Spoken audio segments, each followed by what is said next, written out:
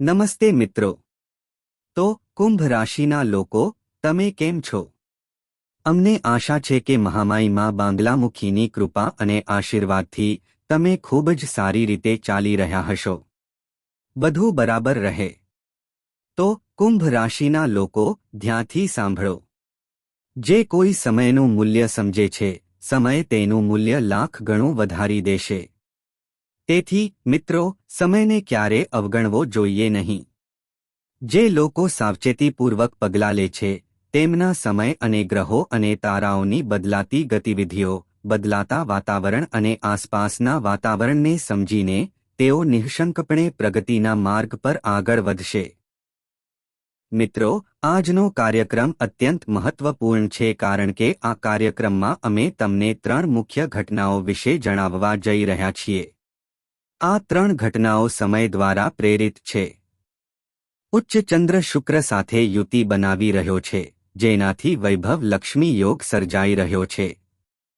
તે ખૂબ જ સુંદર સંયોજન છે।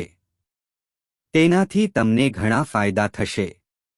હા, એક વાત ચોક્કસ છે, જો શનિનું કોઈ પાસું હશે તો તે એક વિશ્વ પણ બનાવશે।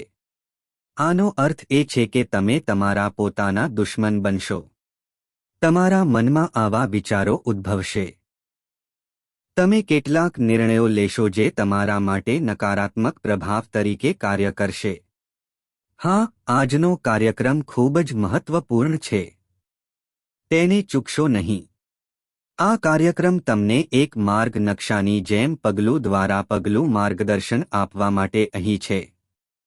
મહામાઈની કૃપા અને આશીર્વાદથી આ કાર્યક્રમ 5 મહત્વપૂર્ણ આગાહીઓથી સજ્જ છે અને આગાહીઓ તમારા જીવનમાં ગ્રહોના ગોચરને એટલી સચોટ રીતે બંધબેસશે કે તમે આશ્ચર્યચકિત થઈ જશો। હા, અમે તમારા માટે આજનો કાર્યક્રમ ખૂબ જ વિચારપૂર્વક અને ખંતથી બનાવ્યો છે। અમે આ કાર્યક્રમમાં મહામાઈની કૃપા અને આશીર્વાદનો સમાવેશ કર્યો છે। આ કાર્યક્રમ બનાવવાનો એકમાત્ર હેતુ તમને બદલાતા સમયનો સંપૂર્ણ લાભ લેવા સક્ષમ બનાવવાનો છે। હા, નકારાત્મક સમય લાંબા સમય સુધી રહે છે, જ્યારે સકારાત્મક સમય ટૂંકા ગાળાનો હોય છે। પરંતુ જે લોકો આ સકારાત્મક સમયને ઓળખે છે અને યોગ્ય પગલાં લે છે, તેઓ બરાબર એવા જ છે। તે લાલગરમ લોખંડ પર બળથી પ્રહાર કરવા જેવું છે। લોખંડ પણ આકાર બદલી નાખે છે। તો સમયનો અર્થ શું છે? તો મિત્રો, અમને આશા છે કે તમે સમજી ગયા હશો। હા, આ કાર્યક્રમના અંતે એક વધુ મહત્વપૂર્ણ ઉકેલ છે। ખરેખર 2 છે, પરંતુ તે આ ક્ષણ માટે સુસંગત છે। જો જીવનમાં કોઈ પ્રકારની નકારાત્મકતા હોય, કારણ કે ક્યારેક એવું બને છે કે વ્યક્તિનું મન એવા વિચારો બનાવી શકતું નથી જે તેમને યોગ્ય નિર્ણયો લેવા સક્ષમ બનાવે।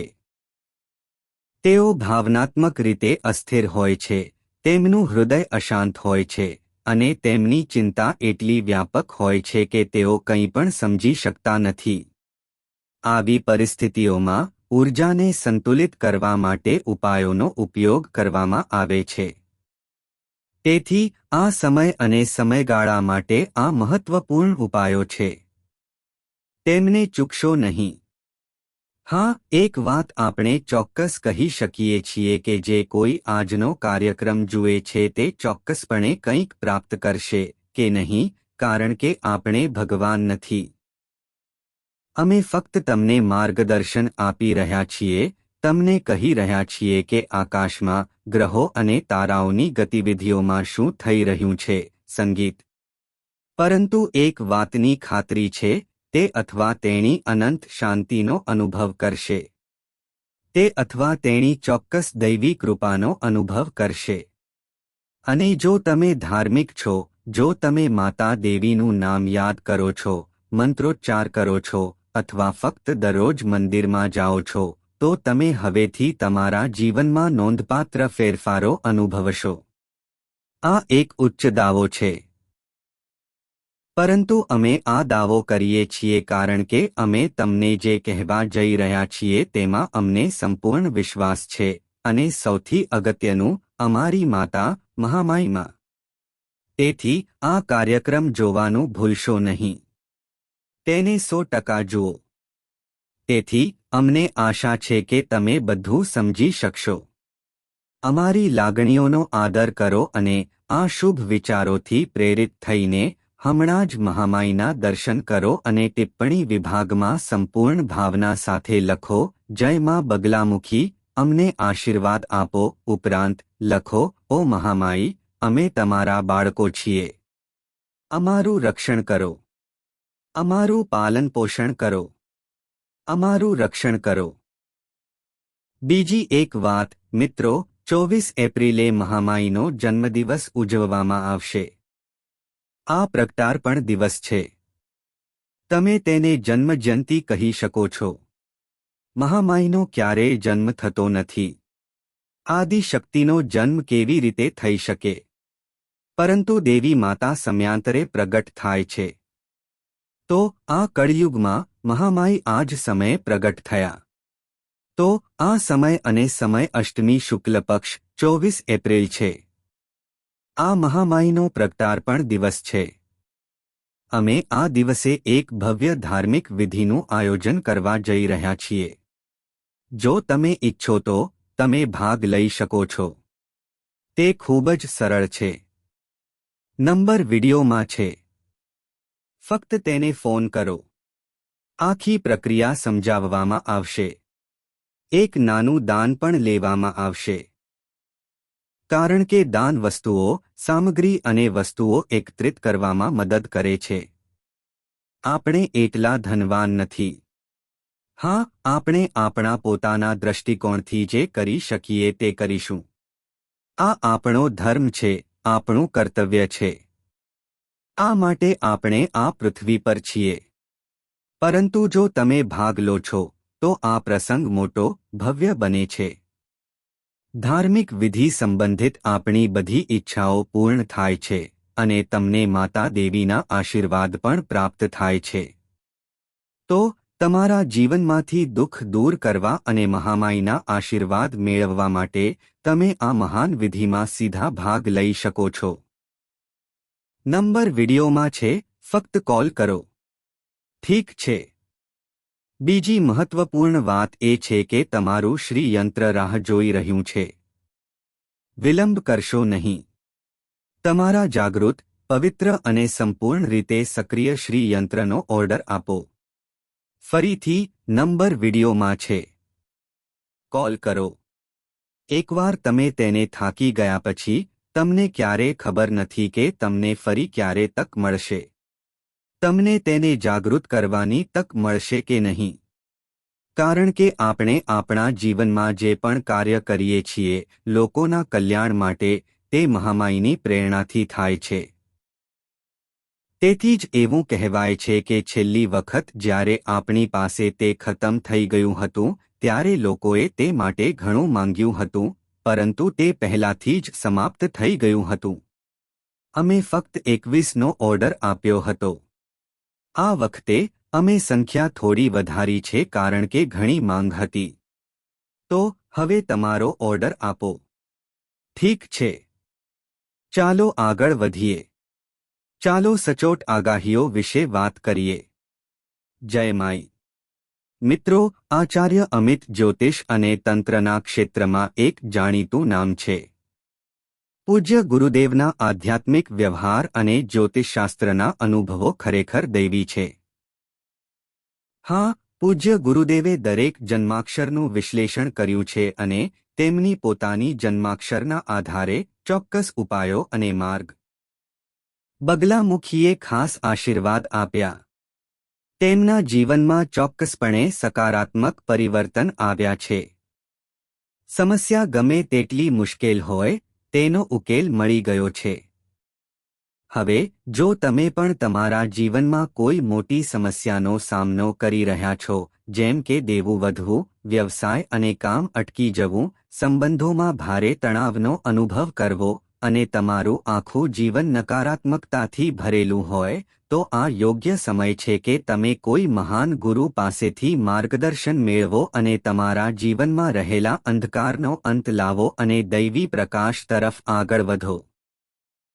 વિડિયોમાં આપેલા નંબરો પર તાત્કાલિક સંપર્ક કરો અને પૂજ્ય ગુરુદેવ દ્વારા તમારી કુંડળીનું વિશ્લેષણ અને ઉકેલ મેળવો. વિલંબ કરશો નહીં. તમારા દેવતાઓના આશીર્વાદથી આ તક તમારી પાસે આવી છે. તેને ચૂકશો નહીં. હમણાં જ ફોન કરો અને ગુરુદેવનું માર્ગદર્શન મેળવો. મહામાઈ તમને આશીર્વાદ આપે. આભાર. પહેલા ચાલો ધ્યાન કેન્દ્રિત કરવાની વાત કરીએ. આગામી 3 થી 5 દિવસમાં તમારું ધ્યાન ક્યાં રહેશે? 2 ક્ષેત્રોમાં, તમારી આવક વધારવી અને તમારું દેવું ચૂકવવું. હા, આ તમારું પહેલું લક્ષ્ય બનવાનું છે. તમારું મન ચિંતાથી ભરેલું રહેશે. તમે તમારી આવક વધારવા, પૈસા બચાવવા અને દેવા ચૂકવવા માટે ખૂબ જ બેચેન હશો, જેથી તમે તમારા જીવનમાં શાંતિ મેળવી શકો. હવે તમને કેવું લાગશે? તમારો મૂડ કેવો હશે? કારણ કે જો આપણે ચંદ્ર વિશે વાત કરીએ તો તમારા મનમાં અત્યારે શું છે? તમે આત્મવિશ્વાસ અનુભવશો. તમારા જીવનમાં જે સંઘર્ષો, તમે જે લડાઈઓ કરી છે, જે સંઘર્ષો તમે દૂર કર્યા છે, તમારા જીવનમાં તમે જે મુશ્કેલીઓ સહન કરી છે. બીજા કંઈ કહે કે ન કહે, અથવા બીજા કંઈ જાણતા હોય કે ન જાણે, તમે પોતે જ જાણો છો કે તમે શું સહન કર્યું છે. અને આ બધી સહનશક્તિ, તમારી સિદ્ધિઓ વિશે વિચારવાથી તમને તમારા પર ગર્વ થશે. તમે કંઈક પ્રાપ્ત કર્યું હોય કે ન કરે. દરેક વ્યક્તિ આકાશની ઊંચાઈ સુધી પહોંચી શકતું નથી. ભગવાન શ્રી રામ રાજા બનવાથી વનવાસી બન્યા, જંગલથી જંગલમાં ભટકતા ગયા. પરંતુ જો આપણે તેને જોઈએ તો તેમનું જીવન એટલું નોંધપાત્ર છે કે આપણે આજે પણ તેના વિશે વાત કરીએ છીએ. સ્થિર રહો. તમારા ભલાઈમાં અડગ રહો. કોઈને કંઈ બતાવવાની કે કહેવાની જરૂર નથી. દરેકને જે કંઈ સમજવા માંગે છે તે વિચારવા દો, તેનાથી કોઈ ફરક પડતો નથી. ભગવાનમાં શ્રદ્ધા રાખો. પોતાનામાં શ્રદ્ધા રાખો. પોતાના બ્રહ્મમાં શ્રદ્ધા રાખો અને તમે વસ્તુઓને અનુકૂળ થતી જોશો. તમારા જીવનમાં પૈસાનો પ્રવાહ આવશે.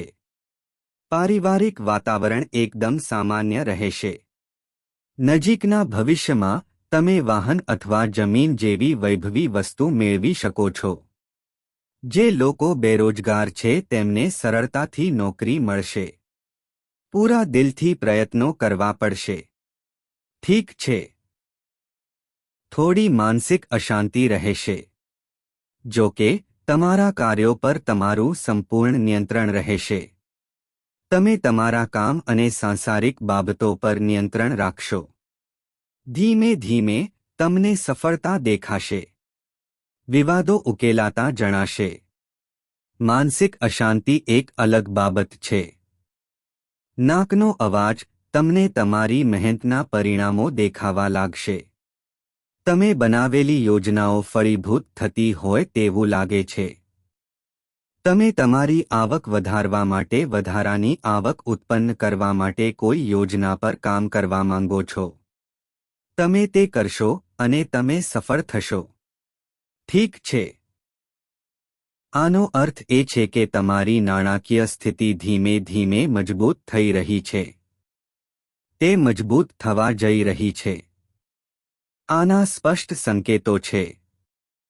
હા, એક વાત ચોક્કસ છે. જો તમારી કુંડળીમાં ધન ગૃહમાં કોઈ પણ પ્રકારની ખામી હોય, અથવા જો શુક્ર કે ગુરુમાં કોઈ પણ પ્રકારની ખામી હોય, અથવા જો મંગળ ખરાબ હોય, તો પૈસા બિલકુલ આવશે નહીં, તે ઓછા આવશે, અને જો તે રહેશે તો પણ તે રહેશે નહીં, તે દૂર થઈ જશે. ખરું ને? તો તેના માટે તમારી કુંડળીનું મૂલ્યાંકન કરાવો. તે તમારું વ્યક્તિગત મૂલ્યાંકન હશે. આ એક વ્યાપક મૂલ્યાંકન છે, ખરું ને? સૂર્ય તેની ઉચ્ચ રાશિમાં ગોચર કરી રહ્યો છે, તેથી તમારું માન અને સન્માન વધશે. તમારી ઈચ્છાઓ અને ઇચ્છાઓ પૂર્ણ થવા લાગશે. ઉચ્ચ અધિકારીઓ તમારી તરફેણ કરવા લાગશે. તમને સરકાર તરફથી કેટલીક મુશ્કેલીઓનો સામનો કરવો પડી શકે છે. ઘણી બધી કાગળકામ અને ગૂંચવણો હશે, પરંતુ ક્યાંકથી ટેકો મળશે. આ સમયે તમને સરળતાથી લોન, ભંડોળ વગેરે મળશે. કારણ કે તે કેતુ દ્વારા દશા થયેલ છે, અહીં કેટલીક મુશ્કેલી આવી શકે છે. તમને અચાનક કોઈ ખરાબ સમાચાર સાંભળી શકાય છે.